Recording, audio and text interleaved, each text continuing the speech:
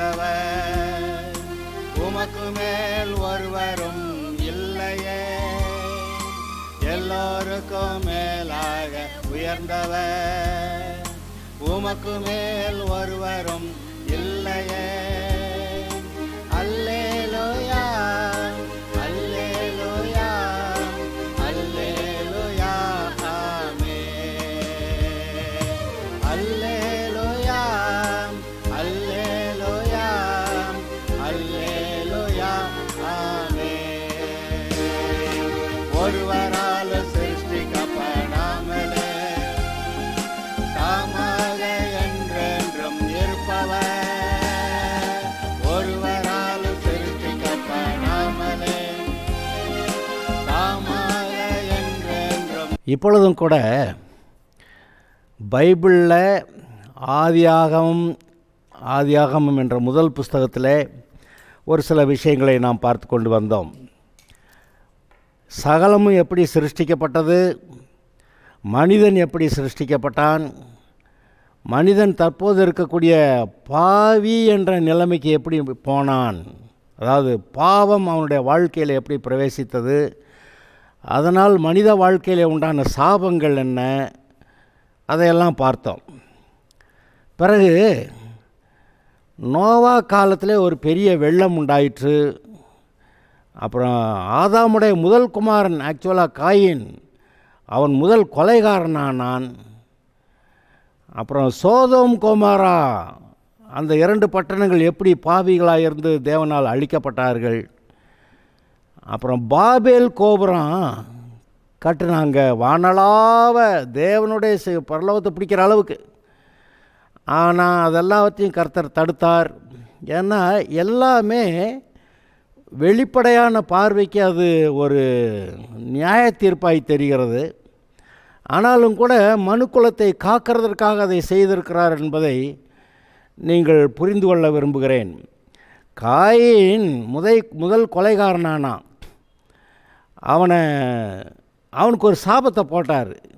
சாபத்தை போட்டார்னா சாபத்தோடு அழிஞ்சு போகிறதுக்காக போடலை, அவன் மனம் திரும்பணும். இந்த கொலை செய்தபடியால் ஒரு தண்டனை வரணும் இல்லையா? தண்டனையே இல்லைன்னா அதிகமாய் கொலைகளை செய்து கொண்டு போவார்களே, அதிகமாய் பாவங்களுக்குள்ளே போவார்களே. அப்போ ஒரு அக்கிரமம், ஒரு பாவம் வரும்போது அதற்கான தண்டனை வர வேண்டும், அது அவசியமாக இருக்கிறது. ஐயோ நான் அப்படி செஞ்சேன் இப்படி ஆகிப்போச்சு இல்லை, நீங்கள் அது மாதிரி செஞ்சால் மறுபடியும் தண்டனை வரும் என்பது தெரிய வேண்டும். ஆதலால் காயின் தண்டிக்கப்பட்டான். சபிக்கப்பட்டான்னு சொல்கிறத விட இந்த இடத்துல தண்டிக்கப்பட்டான்னு சொல்கிறது கொஞ்சம் சரியாக நமக்கு புரிகிறது என்று நினைக்கிறேன். ஆனால் அந்த தண்டனை அவனுக்கு கொடுக்கப்பட்டிருந்தாலும் கூட அவன் மறுபடி கர்த்தரிடத்தில் வருகிறதற்கு எந்த தடையும் இல்லை. யூதாஸ் கூட இயேசுவை காட்டி கொடுத்துருந்தவன் மறுபடியுமா ஐயோ ஆண்டவர் இப்படி ஏதோ பண்ணிவிட்டேன் எனக்கு மன்னிக்கணும் என்று சொல்லி அவன் மறுபடியும் கர்த்தரிடத்தில் வந்திருந்தால் அவன் மன்னிக்கப்பட்டிருப்பான். இந்த காயினும் சரி இந்த யூதாஸும் சரி இவர்கள் கர்த்தருடைய சமூகத்தை விட்டு போய்விட்டார்கள். அதான் பாருங்கள் பெரிய தப்பு.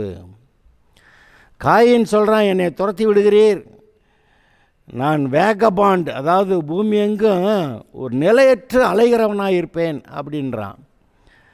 நிலையற்று ஏன் அலைகிற? மறுபடி பேக் டு காட், கர்த்தரிடத்தில் திரும்பி வா. அதாவது இன்னொரு விஷயம் நீங்கள் அதில் கவனிக்கணும். அவன் கேட்குறான், என்னை காண்கிறவன் எவனும் கொன்று ஓடுவானே, உன்னை கொல்லட்டும்டா, நீ இவனை கொன்ன அதனால் உன்னை எவனாவது கொல்லட்டும் அப்படின்னு சொல்லி கர்த்தர் சொல்லலை. அது சொல்கிறாரு, உன்னை கொல்றவன் மேலே 7 பழி சுமரும்ன்றாரு. அதாவது காயின் ஆபேலை கொன்னதுக்கு ஒரு பழி வந்துச்சு. இப்போ இந்த காயினை எவனாவது கொன்னான்னா 7 பழி சுமருங்கிற. அதாவது இவன்கிட்ட சொன்னது மட்டும் இல்லை, எவனாவது வர்றவன் இவனை கொல்ல வந்தான்னா இவனை கொன்னா 7 பழி சுமரும்னு அவனுக்கு ஒரு அங்கே சொல்லப்படும். அதனால் காயினை கொல்ல வரமாட்டாங்க. அப்போ என்ன நீங்கள் பார்க்குறீங்க? காயின் நாசமாக போகட்டுமா, இல்லை அந்த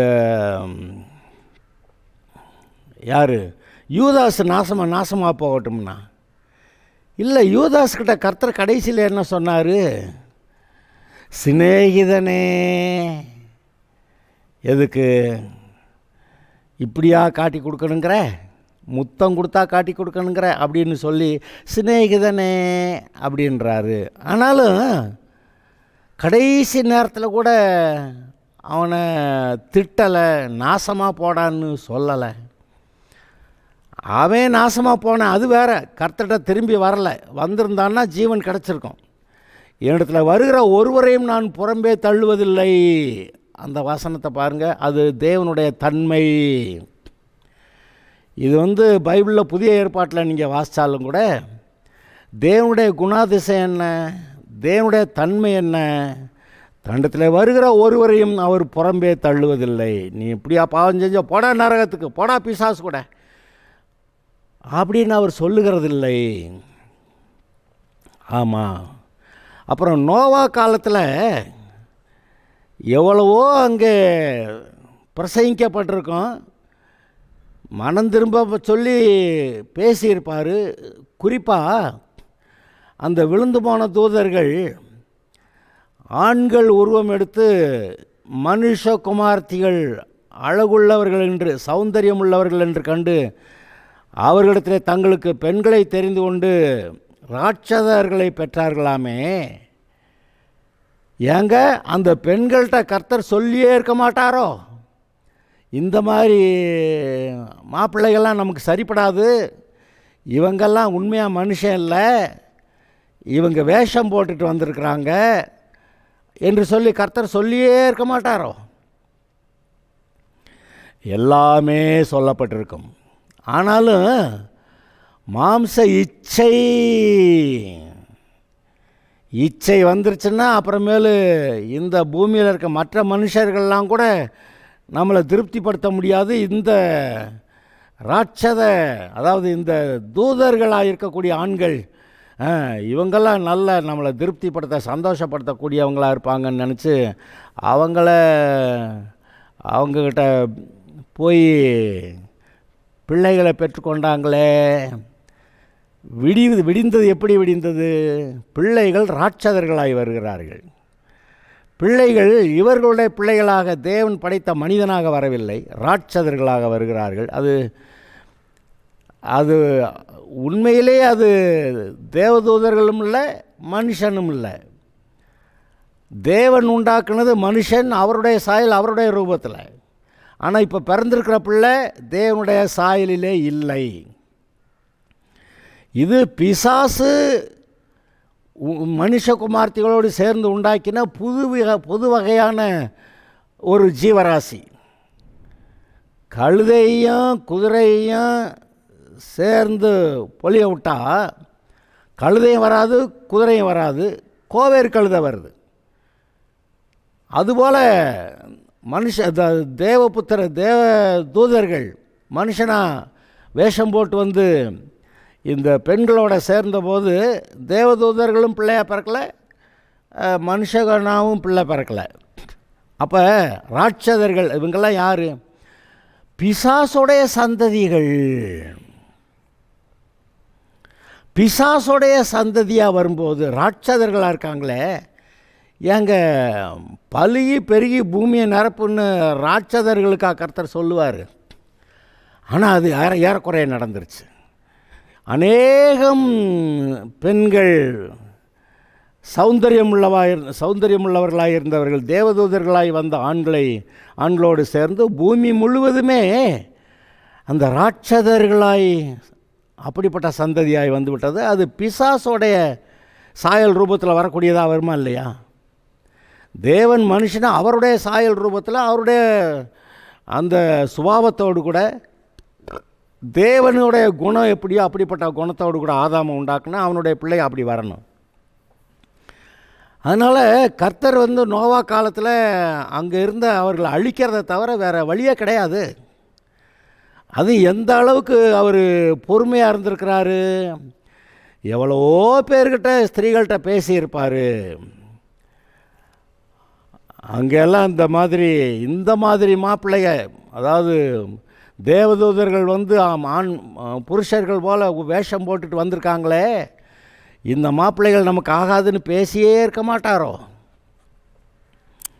பேசி இருந்திருக்கிறார். ஆனாலும் இவர்களுடைய மாம்ச இச்சை தான் அது அதிகமாக போய் அங்கே, அதாவது மாம்ச இச்சைங்கிறது இன்றைக்கும் கூட உலகத்தில் எவ்வளவு அது அது பயங்கரமாக இருக்கிறது. இதெல்லாம் தப்புன்னு தெரிஞ்சும் கூட பாலியல் பலாத்காரங்கள், ஒவ்வொரு சிறு பிள்ளையும் வளர்ந்து வாலிபனாகும் வரும்போது அது எவ்வளவு தவறான காரியங்களில் நடத்த பார்க்கிறது. அதனால தான் பிள்ளைகளை நடக்க வேண்டிய வழியில் நடத்து அப்படின்னு பெற்றோருக்கு கட்டளையிடுறாரு. பொதுவாக பெற்றோர் வந்து ஐயோ இந்த பிள்ளைய ஒருத்தன்ட்ட பிடிச்சி கொடுக்க வரைக்கும் வயிற்றில் நெருப்பை கட்டிக்கிட்டு இருக்கேன் அப்படியெல்லாம் சொல்லுவாங்களே. அப்படியானா பெண்களும் சரி ஆண்களும் சரி சரியான ஒரு கல்யாணத்துக்குள்ளே திருமணத்துக்குள்ளே போக வரைக்கும் இவர்களை பாதுகாக்கிறது, அந்த பாலியல் குற்றங்கள் இல்லாமல் பாதுகாக்கிறது பெரிய விஷயமாக தானே இருக்குது. அந்த நாட்களில் அந்த மனுஷகுமார்த்திகள் சௌந்தரியம் உள்ளவர்களாக இருந்தாங்க.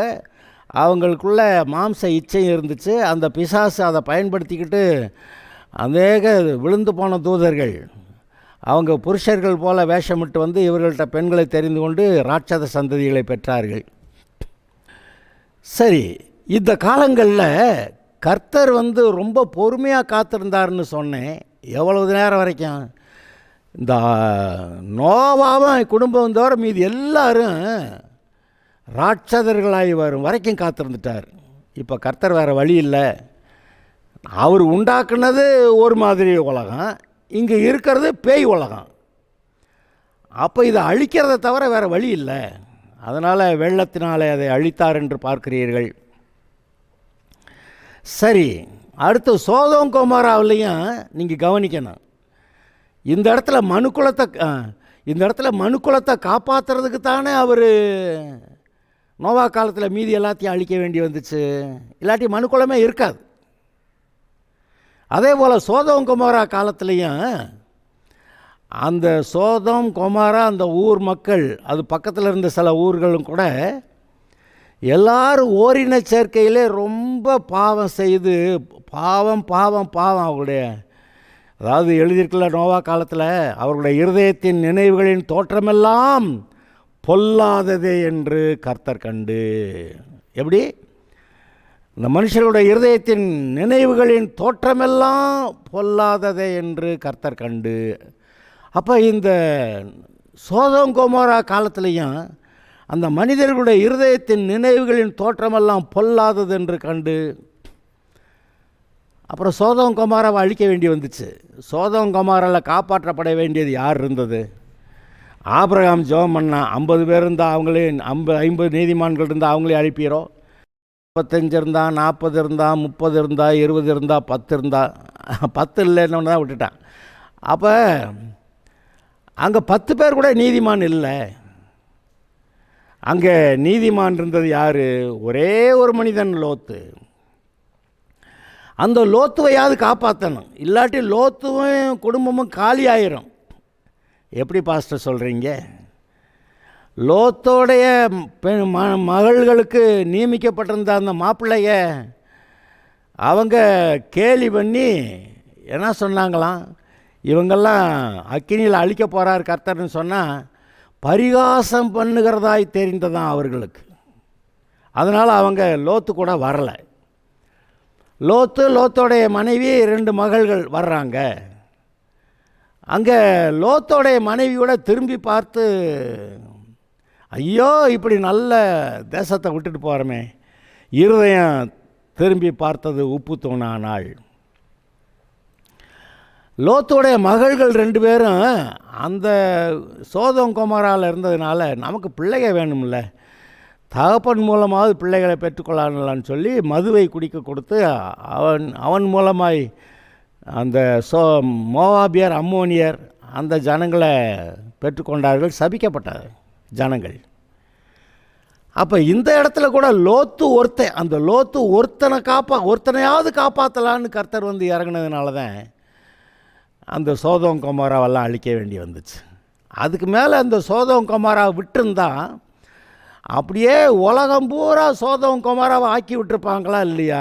இன்றைக்கும் தேசங்களில் பாலியல் பலாத்காரங்கள், முடிவில் அந்த பிள்ளைகளை கொல்றது, இது மாதிரி காரியங்கள், எவ்வளவோ காரியங்கள் பேப்பரில் வருது, டிவியில் வருது. நிறையா காரியங்கள் வரலை, மூடி மறைக்கப்பட்டு விடுகிறது.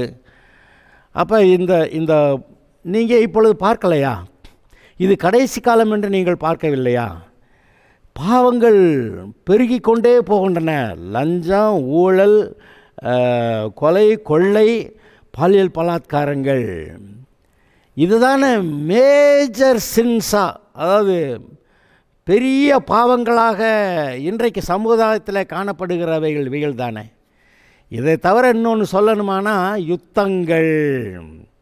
யுத்தங்களில் அந்த யுத்த வீரர்கள் மற்ற மனிதர்களை கொல்லுவதற்காக ட்ரெயின் பண்ணப்படுகிறார்கள்.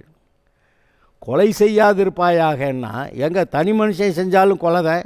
ஒரு தேசம் இன்னொரு தேசத்தை பிடிக்கிறேன்னு போய் அங்கே இருக்க ஆட்களை கொன்னாலும் அது கொலை தானே. அப்போ military is trained to kill people. எப்படி கட்டிக்காரத்தனமாக கொல்லலாம், எப்படி நிறைய பேரை கொல்லலாம். ஆக ஒரு பக்கத்தில் கொலை, கொள்ளை, பாலியல் பலாத்காரங்கள், 2 விதமான பாவங்கள். இதோட சேர்த்துக்கணுமானா விக்கிரக ஆராதனையை சொல்லலாம். ஆனால் அந்த விக்கிரக ஆராதனையும் பாலியல் குற்றங்களும் சேர்ந்து போகும். ஓகே, அப்போ இப்படிப்பட்ட பாவங்களை கட்டுப்படுத்துறதுக்கு தான் மீதி உலகத்தில் இருக்கக்கூடிய மனுக்குலத்தை மீதியை காப்பாற்றுறதுக்காக தான் கர்த்தர் சோதோம் கொமாராவை அழிக்க வேண்டி வந்துச்சே ஒழிய மற்றபடி அல்ல. மனுக்குலத்தின் மேல் அவர் பாராட்டிய இரக்கங்கள். சரி, அந்த பாபேல் கோபுரத்தில் அவங்க கட்டின போது நல்ல வேளை அந்த சமயத்தில் கர்த்தர் ஒருத்தரையும் கொல்லலை. ஆனால் அவர் செய்ய நினைத்ததை செய்து முடித்து விட்டார். என்னது? நீங்கள்லாம் பூமியெல்லாம் பரம்பி பழுகி பெருகி நிரப்புங்கள்னால், இவங்கெல்லாம் பூமி எங்கே நாங்கள் போக மாட்டோம், ஒரே இடத்துல இருப்போம், டவுனாக கட்டுவோம், சிட்டிஸ், பெரிய பெரிய பட்டணங்களை கட்டுவோம், அப்புறம் நமக்கு பேர் உண்டாக பண்ணுவோம். எப்படி பெரிய வானலாவ கோபுரம் கட்டி, வானலாவங்கிறப்ப எப்படி தெரியுது, பரலோகத்தையே பிடிக்கணுங்கிற மாதிரி. இது பிசாசு கூட்டம். நிம்ரோதுன்னு ஒரு மனுஷனை சொன்னேன். அவன் வேட்டைக்காரன், தேவனுக்கு முன்பாக பலத்த வேட்டைக்காரன். அது என்னன்னா, ஏதாவது அங்கே போய் வேட்டை மிருகங்களை போய் வேட்டையாடலை, மனுஷர்களை. நீங்கள் ஒன்று நல்லா புரிஞ்சுக்கணும். இப்போ இந்த மனுஷன் இன்னொரு மனுஷனை கொல்றான்னா எதுக்காக கொல்றான்? நீங்கள் உலகெங்க வரலாற்றை நீங்கள் எடுத்து வாசித்து பாருங்கள். தேவனுடைய பிள்ளைகளை மற்றவர்கள் கொன்றார்கள் என்பதை நீங்கள் பாருங்கள். கிறிஸ்தவ வரலாறும் சரி, யூதர்களுடைய வரலாறும் சரி, அந்த ஆபிரகாம் அழைக்கப்படுவதற்கு முன்பாக இருந்த அந்த மனுக்குலமும் சரி, அதையெல்லாம் பார்த்தீர்கள் என்றால் அங்கே ஒருவர் கொலை செய்கிறது யார்? காயின் உலகத்து மனிதன், பிசாசின் மகனாக இருந்து தேவனுடைய பிள்ளையாக இருந்த ஆபேலை கொலை செய்தான் பாருங்கள். ஆக ஒட்டுமொத்தமாக பார்க்கும்போது என்ன தெரிகிறது? தேவனுடைய பிள்ளைகளை இந்த உலகத்தின் மனிதர்கள், பாவிகள், பிசாசின் பிள்ளைகள் கொலை செய்கிறார்கள், அழிக்கிறார்கள் என்பது தானே. அதுவும் ஒரு அளவுக்கு மேலே போன ஒரு பாடு தான் கர்த்தர் இந்த பூமியின் மேலே நியாயத்தீர்ப்பை செலுத்துகிறாரு. இல்லாட்டி அவர் அந்த நியாயத்தீர்ப்பை அப்படியெல்லாம் செலுத்தியிருக்க மாட்டார். மனிதர்கள் மேல் இறக்கப்பட்டு, சரி இன்றைக்கி நாளைக்கு மனம் திரும்பிட மாட்டானா அப்படின்னு சொல்லி அதனால தான் கர்த்தர் தாமதிக்கிறாரே ஒழிய இல்லாட்டி நேரம் வந்திருப்பாருன்னு 2 பேதுரு இதில் எழுதியிருக்கேன். அதை நினச்சி பாருங்கள். அப்போ கர்த்தர் இந்த டெம்போரல் ஜட்ஜ்மெண்ட்டு, மனுக்குலத்தோடைய வாழ்க்கையில் அந்தந்த காலகட்டங்களில் தற்காலிக நியாய தீர்ப்பு கொடுத்துருந்தாருன்னா, அதை இவங்க பாவம் செஞ்சாங்க, நியாய தீர்ப்பு கொடுத்தாரு, அப்படி பார்க்கக்கூடாது. அது உண்மைதான், இல்லைன்னு இல்லை. ஆனால் அந்த நியாய தீர்ப்பை அப்போதைக்கு அவர் கொடுக்கலைன்னா மீதி இருக்கிற மனுக்குலத்தை காப்பாற்ற முடியாது.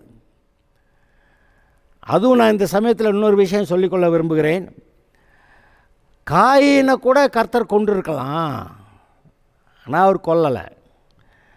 அவன் மனம் திரும்புவதற்கான காலம் கொடுக்கப்பட்டது. அவனுடைய சந்ததிகளாக இருக்கிறவர்கள் மனம் திரும்புவதற்கான காலம் கொடுக்கப்பட்டது.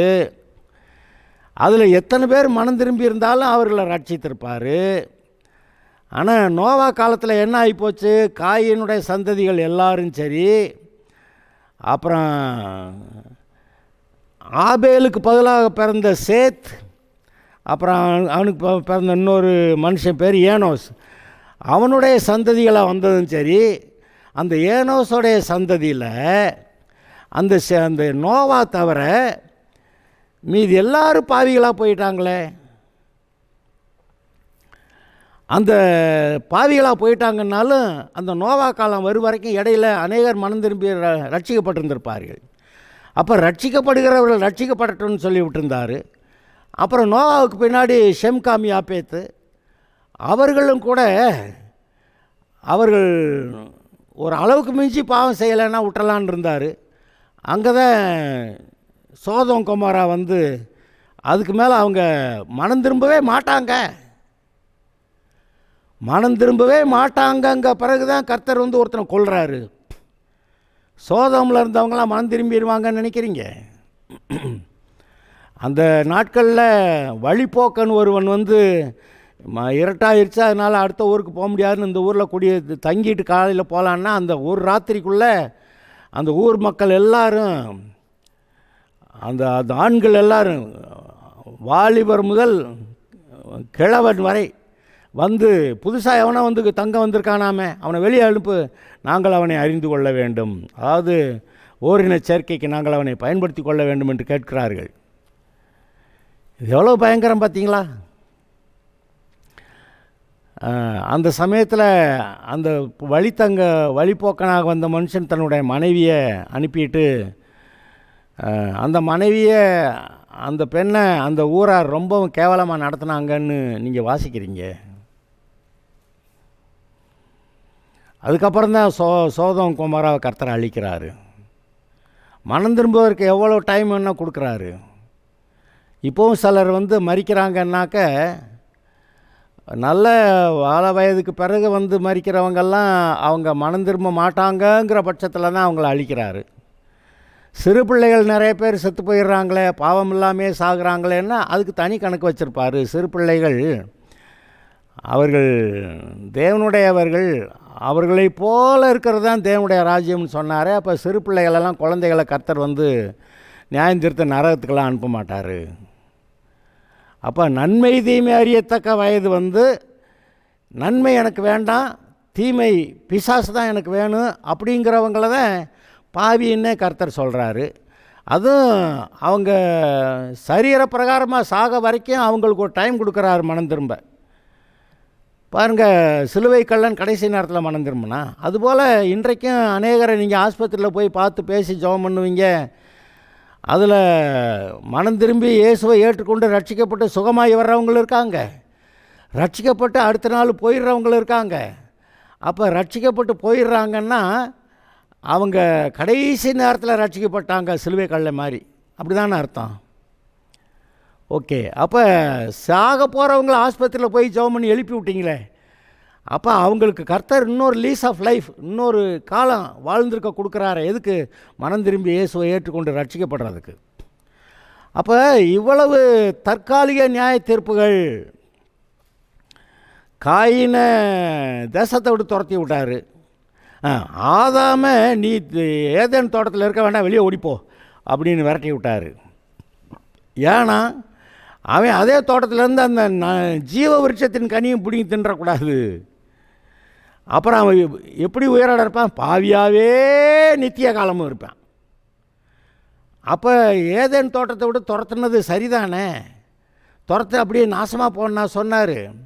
அவன் மனம் திரும்புறதுக்கு ஒரு வாய்ப்பு கொடுத்தார். எப்படி? அங்கே அவன் செய்த பாவத்துக்கு அவனுடைய அந்த நிர்வாணத்தை மூடுவதற்கு அவர் ஆடு ஒன்றை அடித்து அந்த தோலை அவனுக்கு உடையாக கொடுத்தார்.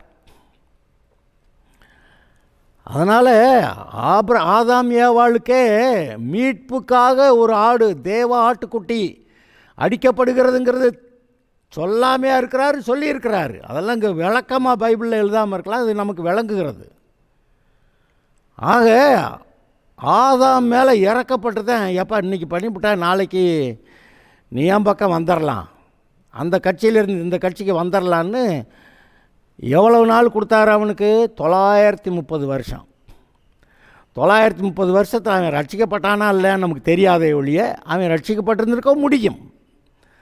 தப்பு பண்ணிட்டேன் ஆண்டவரே, இனிமேல் இந்த பிசாசு வேண்டாம், இவன் சரக்கு வேண்டாம், நான் உம்முடைய பிள்ளையாக இருக்கேன், இனிமேல் நான் மனம் திரும்புகிறேன், எனக்கு நீர் மன்னிக்கணும், எனக்கு இரக்கம் செய்யணும், நீர் இரக்கம் செய்வீர் மீட்பீர் அப்படிங்கிறதுக்கு அடையாளமாக தான் ஒரு ஆடு அடித்து அந்த தோல் உடைய எனக்கு நீர் கொடுத்துருக்கிறீர். நான் நம்புகிறேன், என்னை காப்பாற்றுகிறீர், நீ இரக்கமுள்ளவர், அன்புள்ளவர், நல்லவர், இப்பொழுது என்னை காப்பாற்றும் என்று ஆதாம் 930 வருஷத்தில் என்னைக்கு வந்திருந்தாலும் சரி, அவன் சாகிறதுக்கு முந்தின நாள் வந்திருந்தா கூட கர்த்தர் அவனை ரட்சித்திருப்பார். ஏனென்றால் கர்த்தர் சொல்லுகிறது, இடத்துல வருகிற ஒருவனை நான் புறம்பே தள்ளுவதில்லை.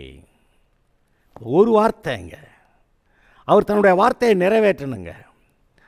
அவர் தமது சகல பிரஸ்தாபங்களை பார்க்கலும் தன்னுடைய வார்த்தையை மகிமைப்படுத்தி இருந்தார். இந்த வசனம் எங்கே இருக்குது? சங்கீதம் 138 பாருங்கள்.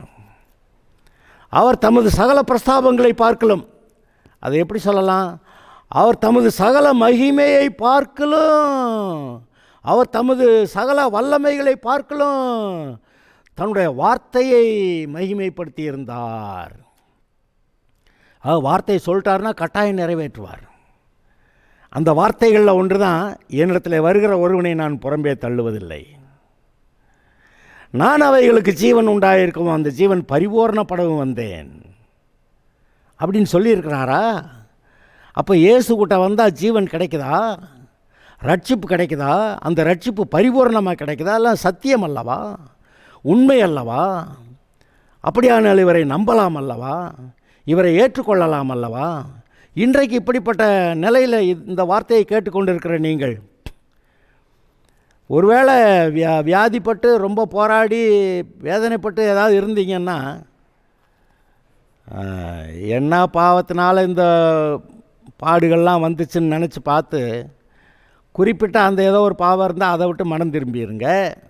இல்லை பொதுவாகவே நான் ஆண்டவரை ஏற்றுக்கிறாமல் எல்லாத்துலேயும் சில்லற பாவமாக செஞ்சுக்கிட்டு வந்தேன், சரி அது எல்லாத்த விட்டு மனம் திரும்பி அந்த பிசாசு அந்த பாவங்கள்லாம் வேண்டான்னு ஒட்டு மொத்தமாக மனம் திரும்பி, இயேசுவே நான் உங்ககிட்ட வர்றேன், எனக்கு இரக்கம் செய்யுங்க, இப்போ நான் மனம் திரும்புகிறேன், இந்த பாவத்தெல்லாம் விடுறேன், பிசாசு வழியெல்லாம் விடுறேன், நீங்கள் என்னை ஏற்றுக்கணும், என் பாவத்தெல்லாம் போக்கணும், என்னை கழுவுங்க, என்னை பரிசுத்தமாக்குங்க, அப்படி வந்தீங்கன்னா சரி தொலை அப்படின்னு சொல்லி அவர் கழுவி விட்டு ரட்சிக்கிறது இல்லை.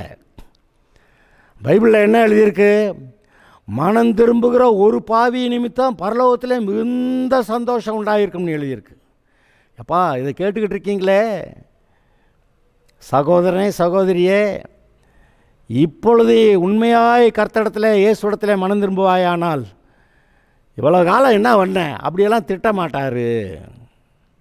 நல்ல வேலை வந்தியே, இல்லாட்டி நரகமில்ல போகணும், நீ ஏப்பா வந்துட்டியே நல்லது அப்படின்னு சொல்லி உன் மேலே சந்தோஷப்படுவார்னு சொல்லியிருக்கு பைபிளில். மனம் திரும்புகிற ஒரு பாவி நிமித்தம் பரலோகத்தில் மிகுந்த சந்தோஷம் உண்டாகிருக்கும். பரலோகமே சந்தோஷப்படுதுங்க. நீங்கள் இன்றைக்கி ரட்சிக்கப்பட்டீங்கன்னா பரலோகம் சந்தோஷப்படுகிறது. அப்போ தேவனுடைய குணாதிசயம், தன்மைகள், அவருடைய இரக்கங்கள், அவருடைய கிருபைகள், அவருடைய அன்பு எவ்வளவு பெரிதென்று நினைத்து பாருங்கள். இன்றைக்கு உங்களுக்கு தெரியும், நீங்கள் செஞ்ச பாவத்துக்கு ஏற்கனவே செத்துருக்கணும். ஆனால் நீங்கள் இன்னும் சாகாமல் இருக்கிறதே தேவன் உங்களுக்கு பாராட்டின இரக்கம் தானே. இப்பொழுது ஏன் உயிரோட இருக்கீங்க, இப்போ மனம் திரும்பிட மாட்டிங்களா அப்படின்னு பார்த்துக்கிட்டு தானே இந்த செய்தியை கேட்க வைக்கிறாரு. அருமையானவர்களே, உண்மையான மனம் திரும்புதல் வரக்கடவது. இயேசு நம்முடைய பாவங்களுக்கு பரிகாரம் செய்தார். வருத்தப்பட்டு பாரம் சுமக்கிறவர்களே, பாவத்தை சுமக்கிறவர்களே, எல்லாரும் என்னிடத்துல வாருங்கள், நான் உங்களுக்கு இளைப்பாறுதல் தருவேன். இந்த பாவத்திலிருந்து, பாவ பாரத்திலிருந்து உங்களுக்கு விடுதலை தருகிறேன், இளைப்பாறுதல் தருகிறேன், என்னோடு கூட வாருங்கள், தேவனுடைய பிள்ளையாக்குகிறேன், பரலோகம் கொண்டு போய் சேர்க்கிறேன் என்று சொல்லுகிற ஆண்டவராய் இயேசுடைய சத்தம் உங்களுடைய இருதயங்களில், உங்களுடைய மனதிலே தொனிக்கவில்லையோ? கர்த்தர் பேசுகிறார். அவருடைய சத்தத்துக்கு செவி கொடுங்கள், மனம் திரும்புங்கள், இயேசுவை ஏற்றுக்கொள்ளுங்கள், ரட்சிக்கப்படுவீர்கள். உங்களுடைய வாழ்க்கையில் இன்று முதல் நல்ல ஆசீர்வாதங்கள் உண்டாகும். Okay, god bless you.